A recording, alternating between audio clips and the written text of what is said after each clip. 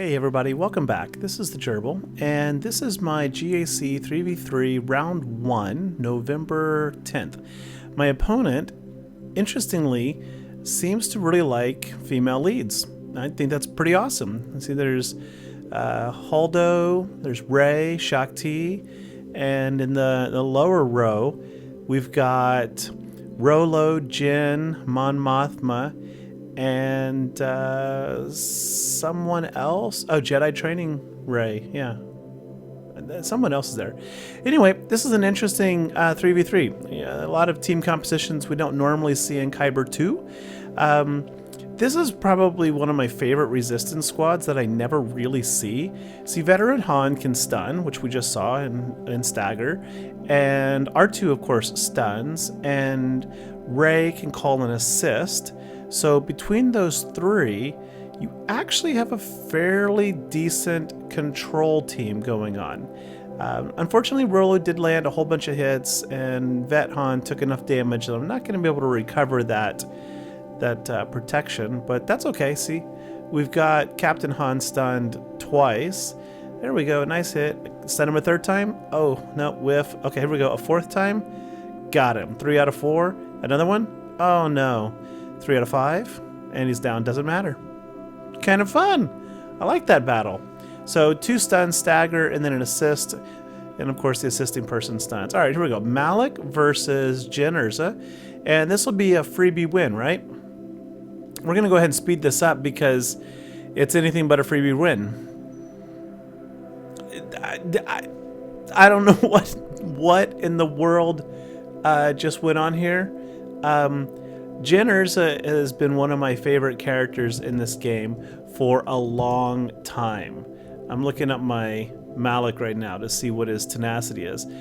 I have been an advocate for Jyn for a long time. The problem is she's just squishy, which is sincerely probably why CG gave her like defeat immunity, right? She cannot be defeated under Radis with his Omicron. Or leadership, I don't know which one it is. But in terms of performance like this, I have never been able to do that. And I have a Relic 5 K2 or Relic 8 Cassian, and my Jyn is among my first Relic 7s. I have play tested the crap out of her and modded her for everything imaginable. I have never been able to get that level of efficiency. I mean, they just beat Malak. That, I don't know.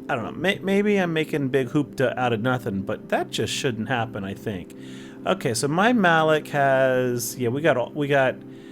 I only have 2 tenacity set mods on him, and you're probably saying, well, that's why he just failed. But his tenacity is still 123. Yeah, I know. Some people push him up to 150, 160, maybe even higher, but that just was bonkers. Let's go check out what his Cassian was. Loading bracket, trying to get to my opponent there. Jawas versus Mon Mothma. Even in 3v3, it works great. All right, where is that person? Lafay? Don't know how to say it. All right, old school battle here. Ewoks versus Phoenix. This takes me back to like 2018, like 4 or 5 years ago, maybe even 2017. This was fun. I don't think Phoenix has ever been a problem for Ewoks if you know how to play Ewoks. All right, here we go. I'm in my opponent's account now. Here we go. Cassian. So his or her Cassian potency. Whoa. Okay, there we go. 146 potency. And the shock grenade, maybe that is why I'm kind of like surprised by that. See, the shock grenade lands 5 debuffs. Where is it? There's ability block, defense down, healing immunity, offense down, speed down on 1 each on a random enemy. But if you only have 1 enemy, maybe it just hits them all. And then it exposes them if K2's present, which is how they were able to do the damage. Okay, I guess that makes sense. I guess Cassian... What the hell here, though? I definitely looked this one up. His Han, his offense is way, all three of his characters' offense is way below mine. And they just walk through me here like there ain't nothing. This one just made me want to smash my phone. Like, seriously. Like, not even just smash my phone. Like, I was kind of... I was erupting. Like Vesuvius. Like, I was ready to just spew vulgarities when that happened right there. Spoiler alert, we do win this battle. Not this battle, we win this GAC round. My opponent has 6 GLs. I have 3 now. Slicker C and Luke. I only need 1 more character. Bosh Leia to get Jabba the Hutt. I've got her at 5-star, very close to 6-star in the sense that I'm committing to spend some crystals very soon. But still got to get up to 7 stars. I've got the gear all ready to go. And then I will be able to instantly relic her and start working on Jabba. So stay tuned and you'll be able to see Jabba on my account pretty soon. Probably, I don't know, however long it takes to unlock and farm all those Galactic Legend tokens. Which that sucks, farming those things. That's the worst part, I think, of the Galactic Legend chase. Totally worst part. Wow, so Jyn, Urza, Cassian, K2. Maybe that is a Malak killer. Ha ha ha. Got my revenge there, but only 34 banners. Yeah, so I do win this. I would love to pat myself on the back and say it's just because I'm totally awesome, all that in a bag of Cheetos, but my opponent just didn't attack. He or she did make 1 attack, got 69 banners opening, took out a 3-person Grievous. Of course it's 3, it's 3v3, took out a Grievous squad. So they set me up thinking that they're going to do more attacks, or of course you have that fear of attacks, so you have to do the best you can in case they decide to go in and take it serious, but they just didn't. I love this squad. I seldom get a chance to use my Teebo and Scout. See, Scout's basic removes turn meter, and he calls an assist and a special, and Teebo's basic removes turn meter, and Ewok Elder's basic has like I think a 55% chance to distribute a lot of turn meter, so it's a good team to outrun a solo target, even a Relic 8, even though it's Relic 8 Cassian. But yeah, that was of course a foregone conclusion, but it was fun to smash those buttons and get a little murder bear action out there. All right, here, this is interesting. Okay, so hang on. I'm going to get spanked here. And I don't know how to beat Slicker with Luke. And I know that Luke is a hard counter to Slicker. But all the videos I watch online say you can still win. Like, all of them. Like, you can still win. You can still win. And I've never been able to get even close. Because watch how fast my opponent gets into Ultimate. Which, again, like, that's not something I've ever been able to do. So Hermit Yoda has put out Master's Training, and Luke has not been using Inherited Teaching, and 35 seconds into the match, he's popped Ultimate. I don't understand that. I'm confused. I'm not angry, I'm confused. In my own experiences, I have to sit there and dance around with Master's Training, and maybe I gotta go read those kits. It's a long kit. It's like a dissertation, I feel sometimes. It's not really. I'm just being whiny. But I gotta figure it out. See, watch. Here we go. Okay, so we're gonna do the little spinny spin. Now we're gonna do Inherited Teachings. Oh, no. We're gonna pass the buffs, right? Okay, here we go. No, we're not even doing Inherited Teachings here. We're just spreading more buffs. Now we get some Inherited Teaching. And Inherited Teaching, and Spinny Spin Jump, followed by Inherited Teaching. Okay, see, we are taking as many turns or more than that AI did. Spread some buffs. Nope, Inherited Teaching. And my Luke, I don't think he's anywhere close yet. 40%. See, I gotta go read my Master Luke kit. I gotta go read that kit. It just boggles me. And I see it all the time when I go against people, that somehow they pop their Luke Ultimate like that in like 30 seconds. Oh, here we go. Inquisitor time. I love my Inquisitors. I like, of all the factions I have, including my Murder Bears, I have the least regret in farming them. One, because everyone, not everyone, people who don't have Grand Inquisitor poo-poo them. And then they get Grand Inquisitor, and then they're like, oh wow, they're actually not that bad. And I'm like, yeah, no kidding. So it's fun being on the other side of that, knowing that they're not that bad, watching everyone poo-poo them. It is frustrating at times. In fact, all of my videos that get downvotes, that get any downvotes at all pretty much, are about Inquisitors. So there are just people that are just, they just cannot move on. They cannot separate that poor CG marketing from the squad themselves. See, that was a Relic 8 ARC Trooper, and I think it was a Relic 8 Shaak T, and we got 56 banners, and that was easy. It was an absolute breeze. All right, here we go. Jedi Master Luke, Galactic Legend. All right. I'm looking for the charge. There it is. Okay. Yeah. Imperial Troopers. Nothing to say there. Free win. All right, this unit takes reduced damage. Nope, not that one. Scroll up a bit. Okay. The first time each other light side ally falls below 100 health, they recover. At the start of the battle, he gains Jedi Legacy. Yep, that's not it either. Oh, here it is. Gain Jedi Lessons for 3 turns. Call target light side ally to assist, dealing 90% less damage. Then they do the true damage. If that ally is Jedi, they gain lessons for 3 turns, 15% turn meter, recover protection. I didn't know they gained the 15% turn meter. That's a nice one to know. So when Luke, or when any Jedi uses the inherited teaching special, the one that they call gains 15% turn meter. I didn't know that. Recover 5% of Master Luke's max protection. That's good too. I didn't know that either. It's a healing ability. Reduce their cooldown by 1. I knew that. The ability can't be used if there's no other Jedi. Yep, we knew that. All right, Jedi lessons. I'm looking for the charge. Where does it say when we get to the ultimate? Let's go to charge. Search for the word charge. Ultimate charge. Jedi Master Luke Skywalker gains 8% ultimate charge when a Jedi ally gains Master Jedi lessons. Right, so you have to pass it around.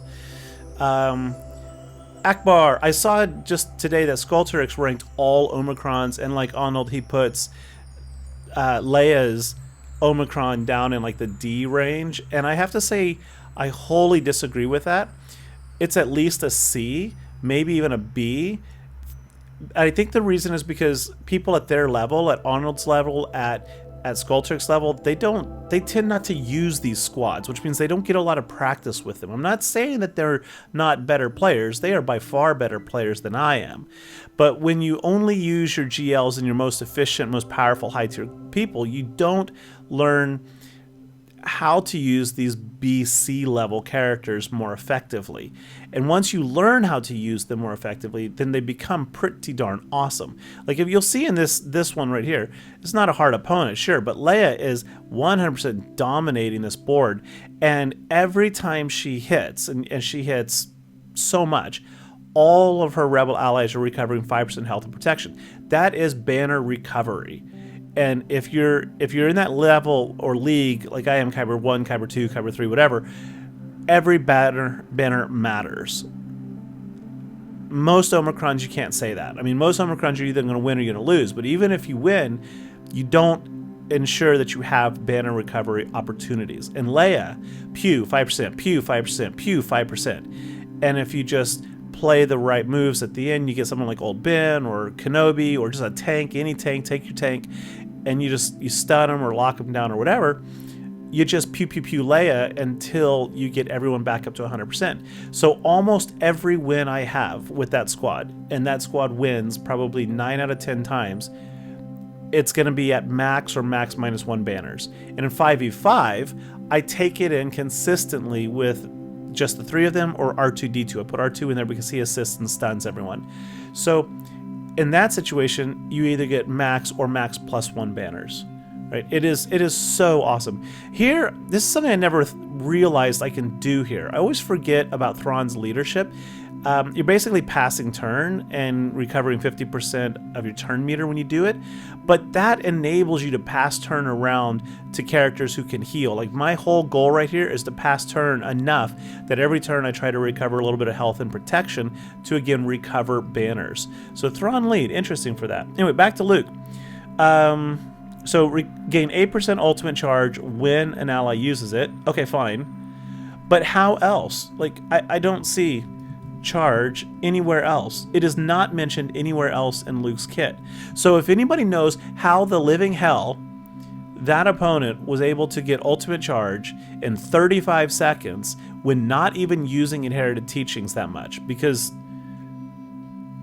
they used Hermit Yoda, who doesn't spread buffs, and I don't think you can spread inherited teaching. And then Jedi Knight Luke, he used his second special in the first 35 seconds. He used his first special in the first 35 seconds. He was called to assist by Jedi Master Luke's first special. So I don't get it. Anyway. Help me, crowd. I'm confused. This is a great example of arrogance right here. See, I've been putting out all these videos about, like, get 78 banners in GAC using just Outrider and Han's Millennium Falcon, and I've done it. But in this situation, I was like, okay, it's a 6-star Executor. It's not maxed.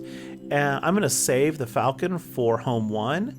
So I took out the Falcon, put in Ghost, and Kanan and Zeb, I think, are both gear 9 in my Ghost. And the AI just went right for it. Took it right out, which not too surprising. And then they did what Executor does, and they ignore Y-Wing, and they went straight for Outrider.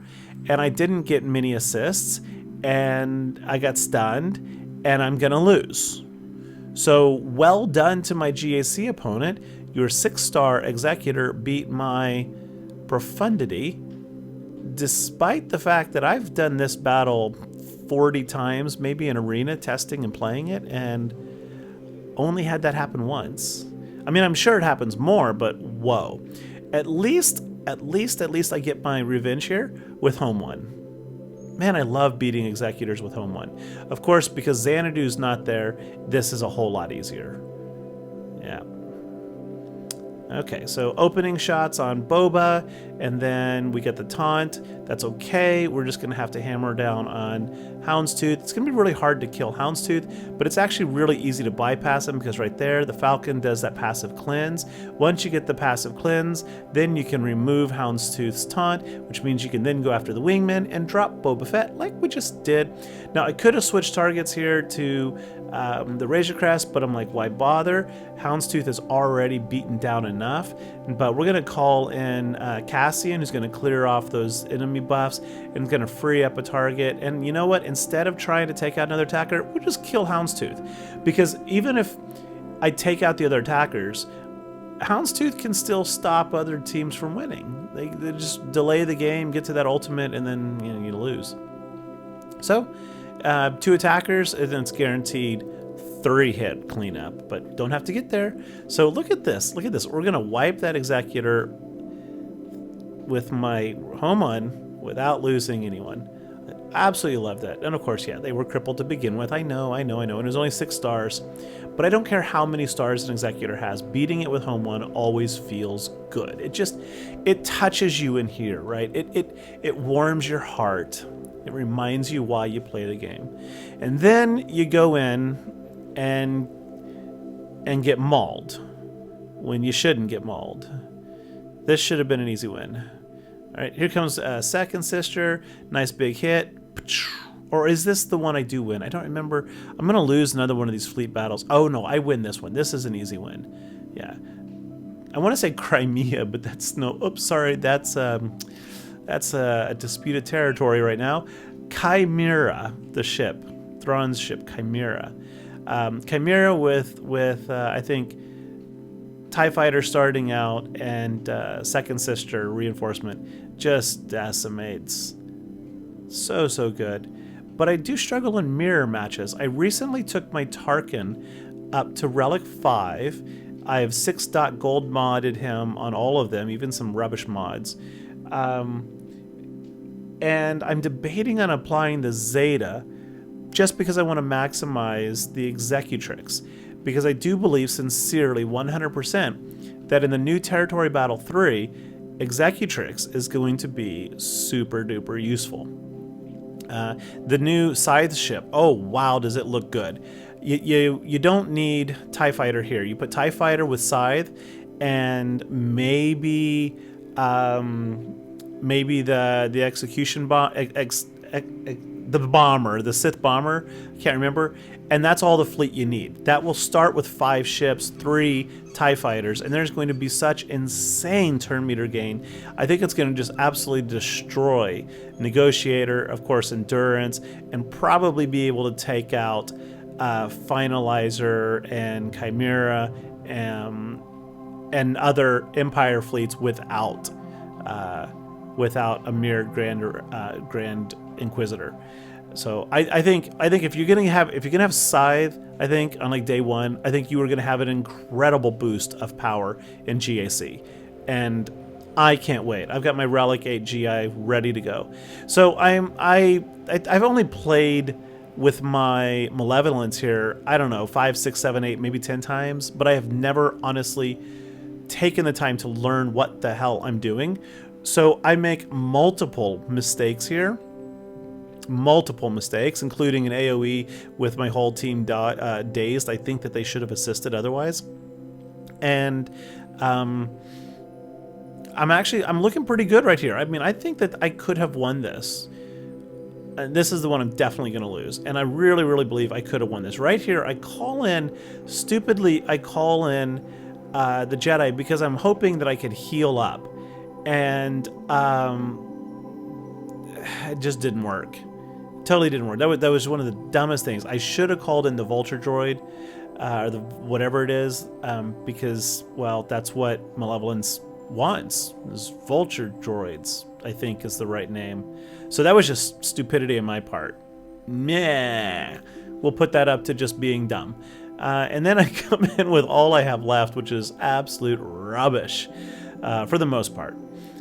That is the wrong Falcon. I should have started with Rey's Falcon, and then had this one enter as the reinforcement.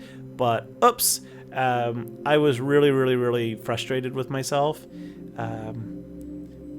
for making so many mistakes in the last battle. I mean, like every time I pushed that button, it was like, okay, what do I do next? Let's do this, and then immediately, like the alarms are going off. No! Oh yeah, totally. So I went to the bank the other day, and I walked in, and I went up to the lady, and I was like, hey, I want to check my balance. And she just says, sure, and leans over and pushes me. And I'm like, what the heck? But I'm bummed. Sorry, bad dad joke. Yeah. I don't know if you all like dad jokes, but man, I love dad jokes.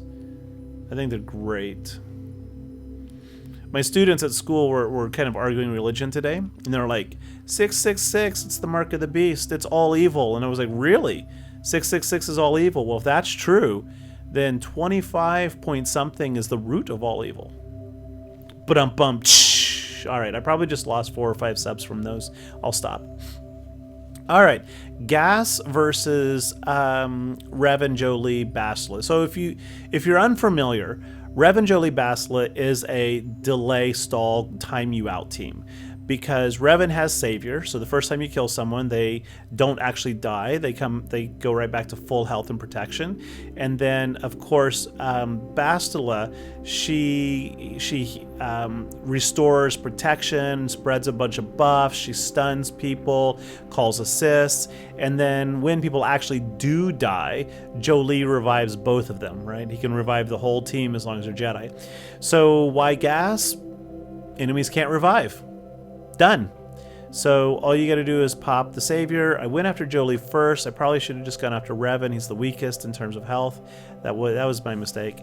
And it's easy. I mean, Gas is a natural counter, I think, to Revan, and at least in 3v3. I don't know about 5v5. I've never done it.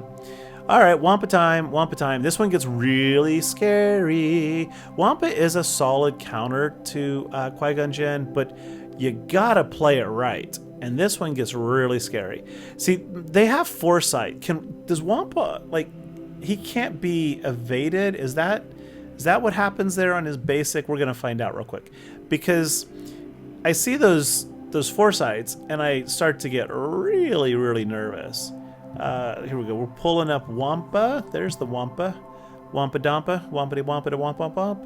Wampity Wampity Wamp Wamp Wamp. Alright, here he is. Deal physical damage to target enemy, inflict damage over time if the enemy was exposed or staggered, stun them if they were debuffed, gain 20%. If Wampa isn't debuffed, gain 20% turn meter. It's right there. This attack cannot be evaded. So Wampa cannot be evaded. Bye-bye, Yoda. That makes sense now. Last battle, last one. We're going to wrap this up pretty quick, it looks like. Emperor Yoda? Wow. That's like Superman the Red Sun, alternate universe stuff there. That would be, oh man, wouldn't that be fun to see an alternative version where Yoda is the Sith Lord and and Palpatine is actually the hero. Ooh, that'd be fun. Yeah, this is a good one because you have no assists and you get the Shaak out there and you can bypass Kenobi's taunt with Merciless Massacre from Vader, and then of course Emperor Palpatine has that AoE, and even if you don't have the AoE, he's got that mass health steal. It siphons 5% health. It's not a lot, but you know, sometimes it can really be all you need for the win, and I think it was in this battle. So yeah, this one went really good. My R7 Sith Marauder there just looks totally and absolutely worthless under Palpatine. Much, much better under a Sith Empire lead. But whatever, he's doing some damage. Not much. Yep, there it is. Hey folks, I hope you enjoyed this video. Thanks for watching, and I'll catch you all later on the holotables. Bye-bye.